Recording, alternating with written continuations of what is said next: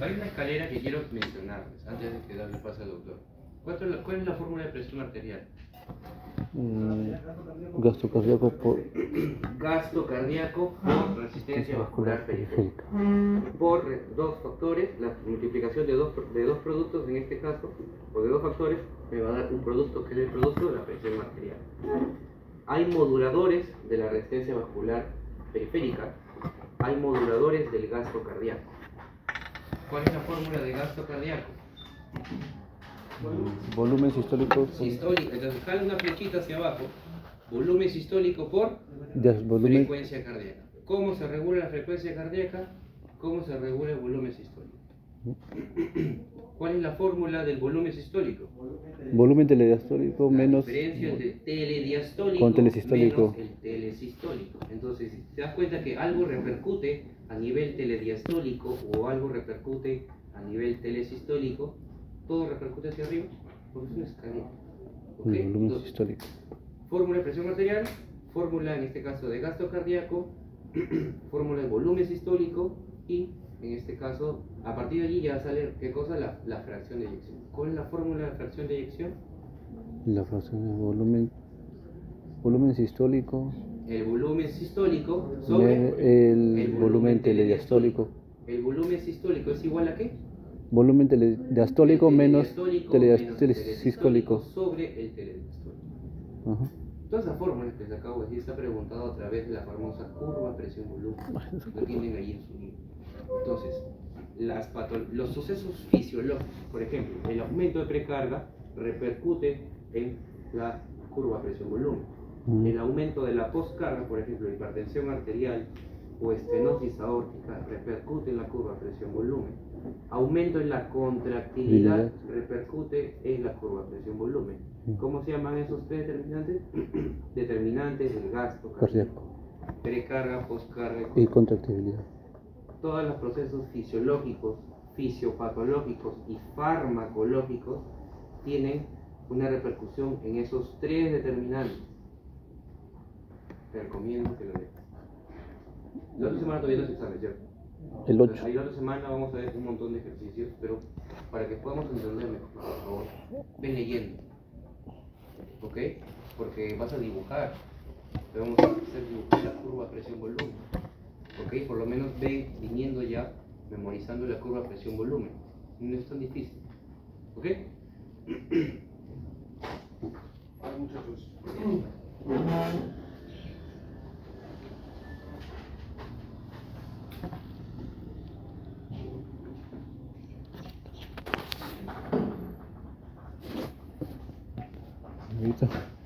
Me hizo el video de 2 horas en 3 minutos. A ver, la vez pasada nosotros vimos la curva presión-volumen justamente. Entonces, ya no debería haber problema con que ustedes mismos la puedan dibujar. Nosotros habíamos hablado que la curva presión-volumen más o menos se veía así, ¿verdad? En donde habían algunos puntos A, B, C y D. Si nosotros tomamos en cuenta que esto de acá representa el volumen del ventrículo izquierdo Y la y presión. el Y representa la presión, ahí nomás ya podemos sacar bastantes preguntas, ¿no? ¿Qué representa el punto A? El volumen telesistólico. Volumen telesistólico. Muy bien. Volumen telesistólico. ¿Y B? Volumen telediastólico. Muy bien. Volumen telediastólico. También otro nombre para el volumen telediastólico. Precarga. Precarga. C. La apertura de la válvula. La apertura de la válvula aórtica. Muy bien. Apertura de la válvula semilunar en general, ¿no? Aórtica, pulmonar. ¿Dónde suena el S1? En la B. En la B. S1. Perfecto. Muy bien. El punto D, ¿qué significa? El cierre, ¿verdad? O también llamado el S2, segundo ruido cardíaco. Muy bien. el segmento AB, ¿qué representa? El volumen sistólico. El llenado. No, el llenado. El llenado ventricular. Muy bien. Si acá dibujo un A', ¿qué significa esa? Contracción auricular. Ya está, ya. Listo. Del segmento B y C, ¿qué cosa hay ahí? La contracción isovolumétrica. Contracción isovolúmica. El segmento CAD, que es uno de los más importantes, ¿qué representa? El volumen sistólico. ¿no? El volumen sistólico. Muy bien, el volumen sistólico. Y finalmente, el segmento D hacia Relajación isovolumétrica. la relajación Isovolúmica. Ya. isovolúmica. Muy bien. Entonces, con este gráfico podemos también dibujar las 4 valvulopatías más importantes. Estenosis aórtica, insuficiencia aórtica, estenosis mitral e insuficiencia mitral, ¿verdad? Muy bien. Vamos a ver si es que solitos, sin tener que ver ningún gráfico, podemos llegar a cada una de los gráficos. ¿Ya? A ver, estenosis aórtica. El problema en la estenosis aórtica, ¿cuál es? No es insuficiencia. ¿No se abre? No se abre adecuadamente. No se abre, está muy estrecha la válvula aórtica. Ujú. Entonces, el problema principal, ¿en qué momento va a ser? ¿En la sístole o en la diástole? En la En la sístole. Muy bien. Entonces, ¿dónde era la sístole? La contracción isovolúmica entre B y C, ¿verdad? Sí. Entonces significa que muy probablemente acá voy a aumentar la presión y la presión va a tener que aumentar mucho más de lo normal, ¿verdad? Ujú. No aumentar hasta donde normalmente aumenta. Pero el hecho de que me demore más tiempo en la contracción isovolúmica, ¿el corazón me va a devolver tiempo en diástole por eso? No. ¿Se va a alargar el ciclo cardíaco por eso o no? No, igual. Entonces, acá ocurre Igual, el volumen proporcional. sistólico y lamentablemente la relajación es También. la que va ¿no? aparte. Y por eso la curva de una estenosis aórtica se ve más o menos así. ¿Verdad? ¿Qué es lo principal que podemos ver acá? Para empezar, ¿qué ocurrió con el volumen sistólico? ¿Disminuyó o aumentó? Disminuyó. Muy bien. Disminuyó el volumen sistólico. ¿Y qué ocurrió con el volumen telesistólico? El volumen telesistólico aumentó. Muy bien. Ujú. Aumentó el volumen telesistólico. Listo. Entonces, eso es lo que vamos a ver en una estenosis aórtica, que también es compatible con con un simple aumento de la postcarga. Ok, perfecto. ¿Qué ocurre con el volumen telediastólico? Se mantiene. Se mantiene, ¿no? No hay, Ujú. no hay mucho cambio. Ok, perfecto. Ahora veamos la insuficiencia aórtica. Igualito. Asumiendo que ese es el gráfico normal. ¿Qué ocurrirá con ¿Cuál es el problema en una insuficiencia aórtica? Que no se cierra bien. Que no se cierra bien la válvula aórtica, Ajá. ¿verdad? Muy bien. Entonces, ¿el problema en qué momento estará? ¿En la diástole o en la sístole? En la diástole. Si no se cierra bien la válvula aórtica. En la sístole, alguien dice por acá la sístole, ¿quién dice la diástole? En la diástole. ¿Y por qué la diástole? En la diástole. En la diástole, Claro. claro, si con la sístole botamos la sangre, Ajá. se abre la válvula aórtica, luego cuando el ventrículo se empieza a relajar, la sangre quiere regresar por la aorta del ventrículo y cierra la válvula aórtica.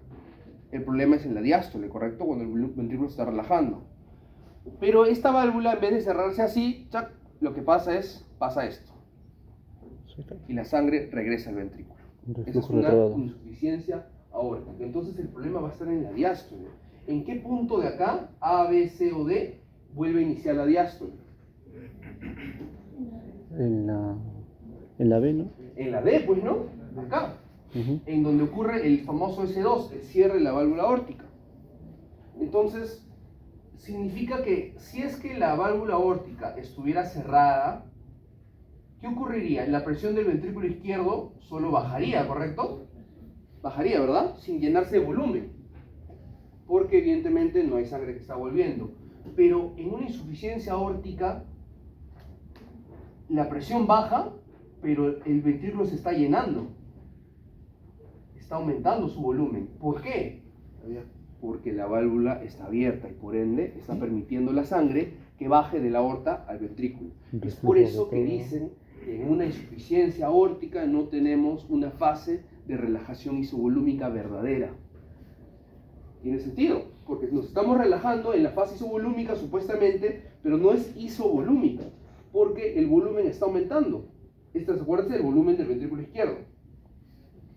Y luego, evidentemente, sigue llenando el ventrículo, y ahora el ventrículo tiene dos fuentes de llenado. El ventrículo solo se llena normalmente de una fuente. ¿De dónde se llena el ventrículo?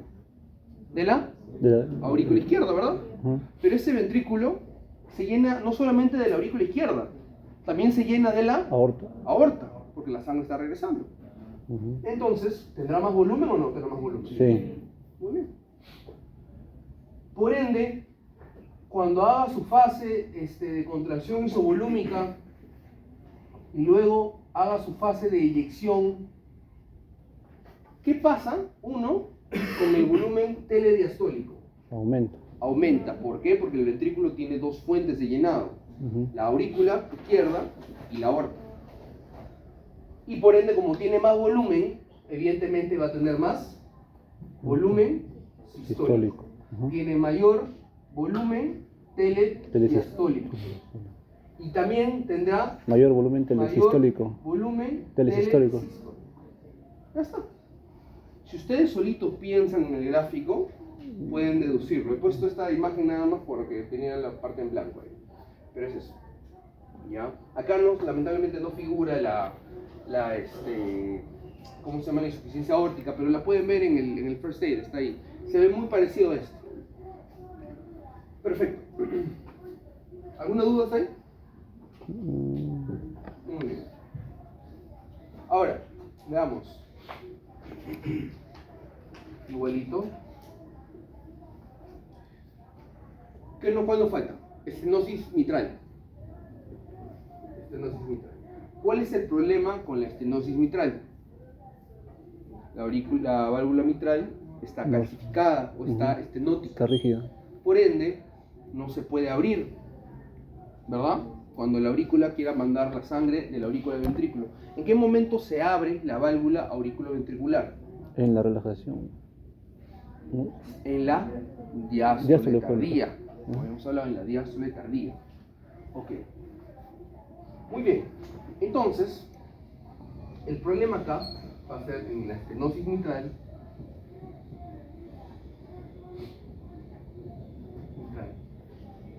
Vamos a tener un problema, efectivamente, con el llenado de la aurícula, del ventrículo, ¿verdad? Entonces, el gráfico de la estenosis mitral termina viéndose algo así. Un poco más pequeño. ¿Por qué? Porque durante el llenado no puede pasar tanta sangre del ventrículo. Eso es un gran problema. No puede pasar tanta sangre del ventrículo. ¿Ya? Luego, cuando ocurra la contracción isovolúmica, no hay problema. Porque en realidad la sangre está pasando del ventrículo, quiere pasar a la aorta, pero obviamente no puede porque está cerrada. Luego, durante la fase de eyección, tampoco hay problema. Y durante la fase de relajación isovolúmica, tampoco hay tanto problema. El problema va a ser netamente en el llenado y en la contracción auricular, que simplemente le llega menos sangre al ventrículo. ¿Y la presión, doctor? Sí, igual. Muy bien. ¿En quién nos repercutiría la presión en una estenosis aórtica? En la válvula. Mitral. En la válvula aorta, ¿no sé? ¿De quién es el problema en la estenosis mitral? La válvula mitral. ¿Quién es el que tendría que aumentar su presión para pasar la sangre por la válvula mitral? La aurícula. ¿Y este gráfico de quién es? Del ventrículo izquierdo. Si dibujáramos el gráfico de la aurícula izquierda, por supuesto, tendría más o menos un gráfico parecido al de la estenosis aórtica. La presión estaría más alta. Pero acuérdense que este gráfico no es de la aurícula, es del Ventrículo. ¿Quedó claro o no Ujú. sé? Se me ha mareado más. Ya acuérdense, acá nada más el problema en la estenosis mitral, que vamos a ver en el ventrículo izquierdo, simplemente es menos volumen. Menos volumen está pasando de la aurícula al ventrículo porque la válvula es estenótica. Por eso el gráfico es más pequeño. Muy bien, estenosis mitral. Finalmente, regurgitación mitral o insuficiencia mitral. Lo mismo, ¿ya? Un momento.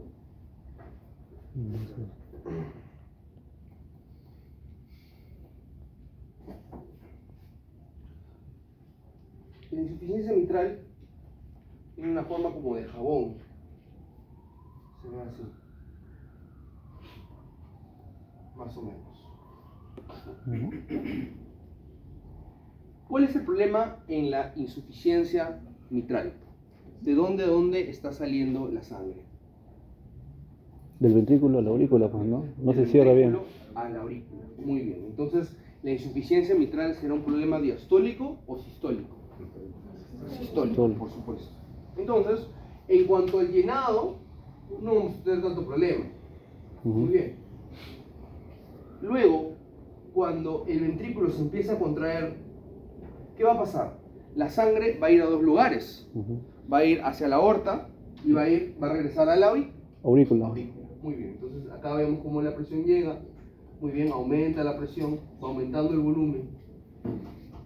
Y lamentablemente,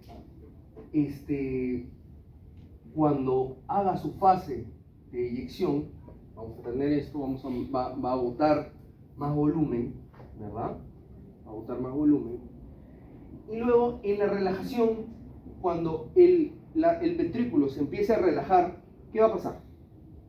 La sangre de la aorta no va a regresar, ¿correcto? Pero en la aurícula, ¿pasará algo? ¿Pasará algo en la fase de la relajación? No, pues estamos diciendo que es un problema sistólico. Es un problema sistólico. El gran problema acá nada más es esta parte de la curva. Es esta parte de la curva. Es en la fase justamente de eyección, en donde una parte de la sangre va hacia la aorta y una parte de la sangre regresa hacia la aurícula. Por eso es que al final no vemos tanto volumen. ¿Ok? ¿Alguna duda con la insuficiencia mitral? Muy bien. Vamos a ver ahora un poquito de potencial de acción cardíaco.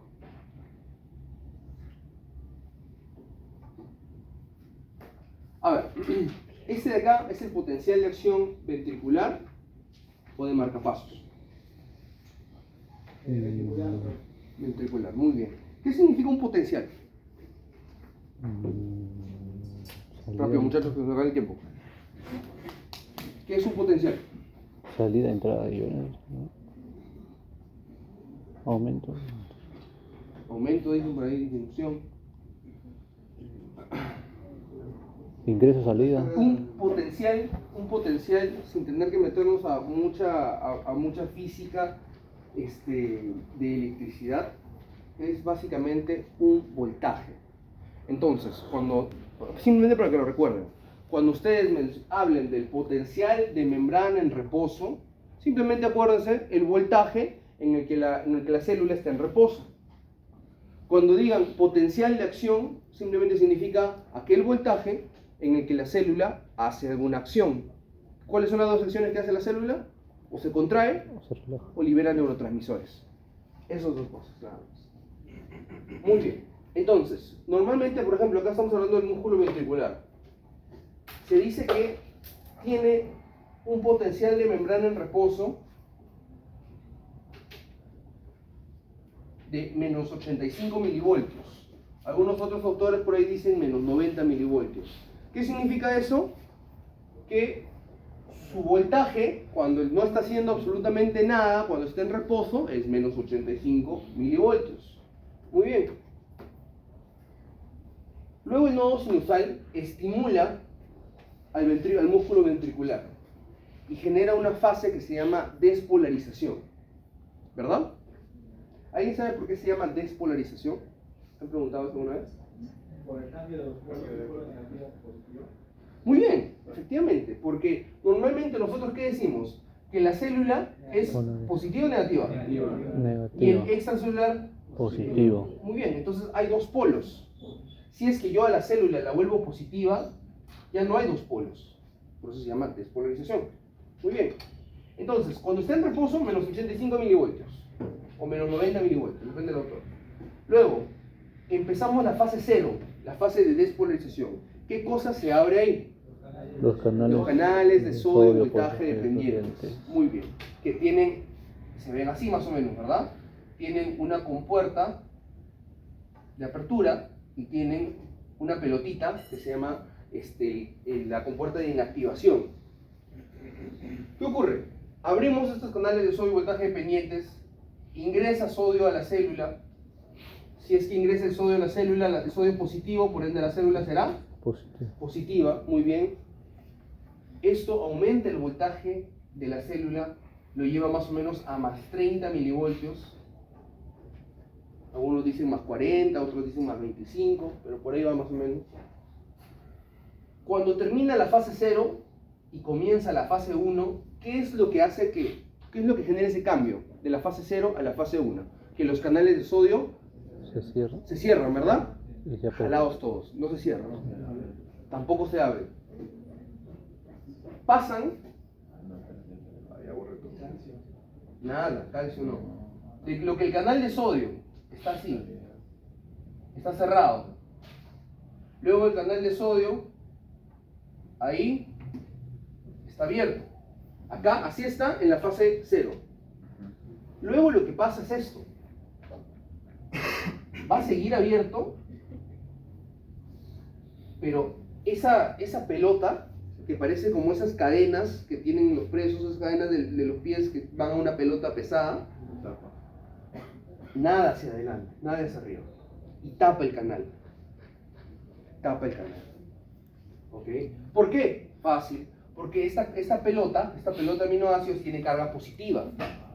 Y como el intracelular ahora se ha vuelto positivo, la va a repelar y la va a jalar hacia arriba. Muy bien. Esto se llama el canal de sodio inactivado. No cometan el error porque no es lo mismo que un canal de sodio cerrado. Este es un canal de sodio cerrado y este es un canal de sodio inactivado. Muy bien. Inicia entonces la fase 1. La fase 1 comienza gracias a la inactivación de los canales de sodio y gracias a que se abren también unos canales de potasio rápidos. Muy bien, entonces ya no ingresa sodio y unos canales de potasio se abren, unos rápidos. ¿Qué es lo que termina pasando? El potasio sale de la célula, ¿correcto? Entonces lo positivo se va de la célula. Si lo positivo se va de la célula, ¿qué va a hacer con el voltaje? Lo disminuye. Disminuye. Muy bien, disminuye. Y ahí nomás se abren unos canales de calcio.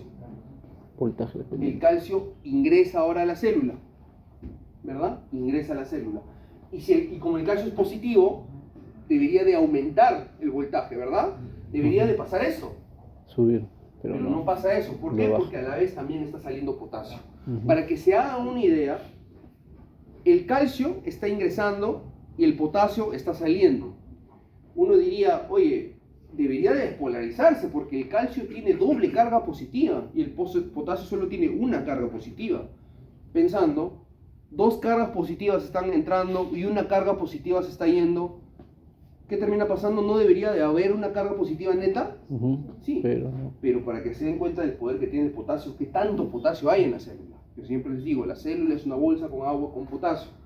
Y lo único que logra ese gran influjo de calcio es mantener la fase de la meseta, mantenerlo estable, ni sube ni baja. Finalmente en la fase 3 se abren los canales lentos de potasio. Ahora sí se genera la fase de repolarización. ¿Correcto? Muy bien. Y luego otra vez volvemos a la fase del potencial de membrana en reposo. Otra vez. ¿Ok?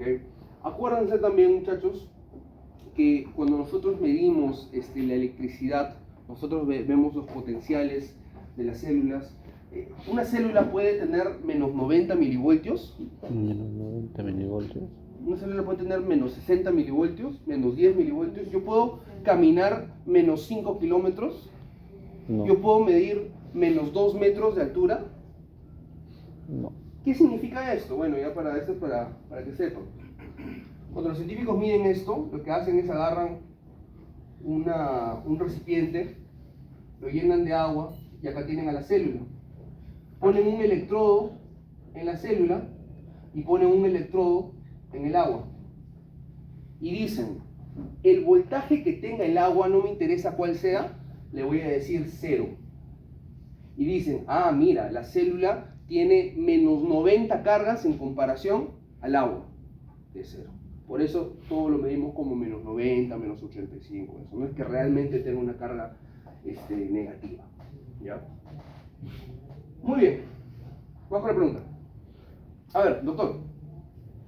Dice, un paciente de 72 años con historial de hipertensión de larga data y diabetes tipo 2 es diagnosticado con insuficiencia cardíaca con fracción de eyección preservada. Su ecocardiograma muestra una marcada hipertrofia concéntrica del ventrículo izquierdo y una disfunción diastólica severa. Se le prescribe verapamilo para el control de la frecuencia en una fibrilación auricular concomitante y poco después de iniciar el tratamiento su disnea empeora y muestra signos de bajo gasto cardíaco. ¿Cuál es el mecanismo molecular principal por el cual este fármaco exacerbó la insuficiencia cardíaca del paciente? A ver, doctor, ¿cuál es el problema acá? El verapamilo. Para empezar, ¿qué cosa hace? Los canales de Inhibidores calcio. de calcio. Ajá. Entonces, ¿actuará en la fase 0? No, en la fase 3. No, en la No. fase 3. ¿Aumenta la actividad de la ATPasa sodio potasio? No, Tampoco. ¿Generará un bloqueo competitivo de los receptores beta 1 alfa-adrenérgicos? podría ser. ¿Bloqueo competitivo de los receptores beta 1? Ah, no, beta 2. Inhibición de los receptores de reanidina, previniendo la liberación de calcio desde el retículo sarcoplásmico. La C, ¿no? Inhibición Sería de, la C. la C, inhibición del flujo. de calcio a través de los canales Tal de calcio tipo que L. huele durante la fase de la meseta de potencial de acción. Muy bien, muchachos. Acá nomás lo vamos a dejar por hoy. Tenemos unas cuantas preguntas más, pero ya lo vamos a hacer de repente en la próxima clase. Listo. ¿Tienen alguna duda? Que tienen bastante información hoy día. Lo que el doctor les ha hablado de anatomía cardíaca es muy importante. Es recontra importante. Revisen la fisiología, revisen la relevancia clínica que el doctor les ha mencionado, porque los casos les van a venir así, y sobre todo la curva de presión-volumen, que ya hemos visto cómo se forman las neuropatías con eso. Listo.